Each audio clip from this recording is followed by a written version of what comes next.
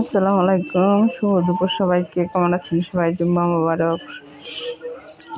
তো আজকে শুক্রবার, ছুটির দিন, ঠান্ডা ঠান্ডা পড়ছে, মোটামুটি শীত ভালোই পড়ে গেছে বিয়ার্স। আর আমি এদিকে আজকে রান্না করতেছি।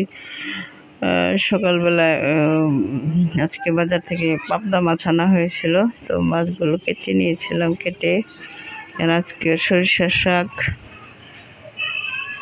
শিম, আলু, বেগুন দিয়ে একটা ঝোল করব পাবদা মাছের। আর যে সবচেয়ে স্পেশাল যেটা, এটা যে সরিষা শাক দিয়ে আলু আর শিম, 2-3টা শিম দিয়ে আমি পাবদা মাছের ঝোল করব। সরিষা শাকের ঝোলটা খেতে খুবই টেস্টি হয়, তো ওই জন্য আমি যে মশলাটা কষিয়ে নিচ্ছি।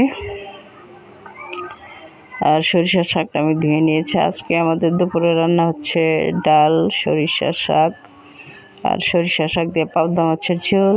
আর যে শিম, আলু, বেগুন দিয়ে পাবদা মাছ একটু মাখা মাখা টাইপ কষানো আর কি।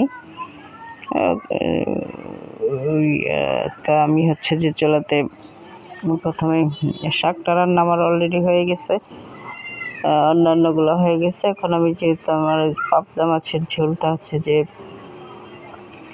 সরিষা শাক দিয়ে, এটাই আমি এখন ভিডিও করতেছি ভিউয়ার্স। তো পাবদা মাছের ঝোলটা আমার খুবই প্রিয়, সরিষা শাক দিয়ে পাবদা মাছের ঝোল খেতে দারুণ টেস্টি। আসলে ডাটাগুলোও দিয়েছি, সরিষা শাকের কিছু ডাটা ছিল, সেটা আলুর সাথে জুলিয়ান কাট করে আমি কেটে দিয়েছি।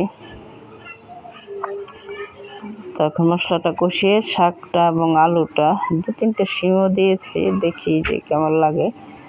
তো একদম আলু দিয়ে আর শাক দিয়ে একটু খেতে যেরকমই লাগুক, একটু শিম দিলে একটা শিমের ফ্লেভার পাওয়া যায়। তো কষাতে দিয়েছি, অলরেডি কষানো হয়ে গেছে, পাতা থেকে অনেকটা ঝোল ছেড়ে দিয়েছে। তারপরে আমি একটু ঝোল দেবো, যেহেতু এটা ঝোল করব। সরিষা শাকের ঝোলটা খুবই উপকারী আমাদের শরীরের জন্য। তো আমি এই জন্য সরিষা শাকের ডাটাগুলা ফেলাইনি ভিউয়ার্স, কিছু রেখে দিয়েছি। আর এই পর্যায়ে আমি দিয়ে দিলাম ভেজে রাখা মাছগুলো দিয়ে অল্প পরিমাণে একটু পানিও দিয়ে দিয়েছি। এখন ঢেকে দিলাম, ঢেকে 2-3 মিনিট জাল করেছি। এই যে দেখুন বলক চলে আসছে। মাছগুলো ভেঙে যাবে না, বিকজ মাছগুলো আমি ভেজে নিয়েছি।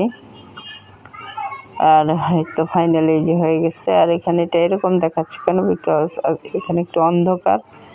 তাই তো সবাই ভালো থাকবেন, আল্লাহ হাফেজ।